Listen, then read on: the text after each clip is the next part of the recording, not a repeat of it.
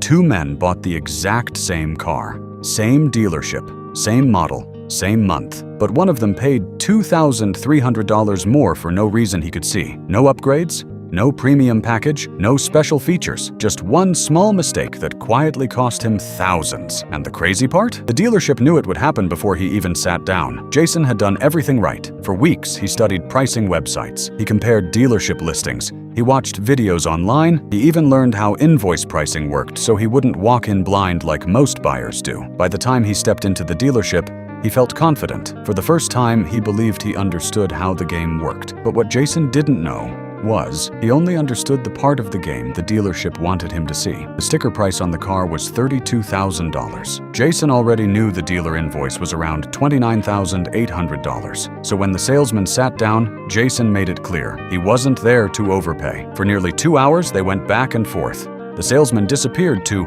talk to his manager, then came back again and again. Every dollar felt like a battle, until finally, the salesman smiled and said, "You drove a hard bargain. Final price, just $75 above invoice." Jason felt like he won. He drove home believing he had beaten the system, but he hadn't, because the price he negotiated was only the first layer. Most buyers think the dealership only makes money from the difference between invoice price and selling price.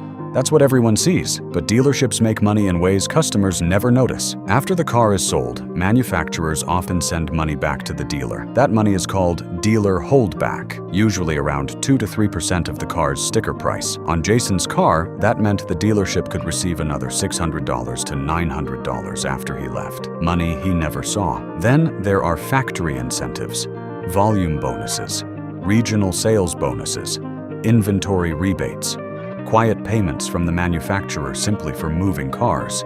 So while Jason thought the dealership made only $75, they were already making much more. And that was before the most profitable room in the building. After the handshake, Jason thought the hard part was over, but then the salesman said, "Great, now let's finish the paperwork," and he was led into a smaller office in the back. That office looked harmless. A desk, a printer, a smiling finance manager. But inside that room, dealerships often make more money than on the car itself. Because the finance manager isn't just processing paperwork. He's selling something else. The loan, the warranties, the protection packages, the add-ons. And this is where most buyers stop negotiating, because mentally, they think the deal is already done. And that's exactly what the dealership wants. Jason was offered an interest rate, then gap insurance, then tire protection, then paint protection, then an extended warranty. Each product sounded small, just a few dollars more per month. And that's the trick, because buyers focus on monthly payments, not total cost. An extra $28 a month doesn't sound painful,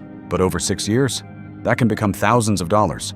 And most people never calculate it. By the time Jason left, the dealership had made far more in that office than from the vehicle itself. But Jason never realized it, because nothing felt expensive in the moment. A week later, Jason's neighbor Mike saw the new car and wanted one too. Same model, same dealership, but Mike believed he had an advantage. The moment he sat down, he proudly said, "I'm paying cash." To Mike, cash meant control. No debt, no financing, no games. But to the dealership, those words meant something else. They meant less profit. No loan markup, no financing reserve, no easy upsells. So the dealership did the only thing it could do. It raised the price. And Mike paid over $2,000 more for the exact same car. That's what most buyers miss. At a dealership, the car is not the real product. The financing is, the paperwork is, the monthly payment is. Because dealerships don't just sell cars, they sell financial decisions. And the moment you understand that, the entire buying process looks different. Because now, you're no longer negotiating for a car, you're negotiating inside a business model. The smarter approach is simple. Negotiate like you're financing. Get the best price first. Then, before signing, check the contract carefully. Look for no prepayment penalty, no loan origination fee, and if both are clear, pay off the loan immediately after purchase. That way, you keep the lower price without paying years of interest. Most people think they lose money because they negotiate badly, but often, they lose money because they never knew where the real negotiation begins. And in a dealership, the most expensive part is rarely the car. It's everything they sell you after you think you already bought it.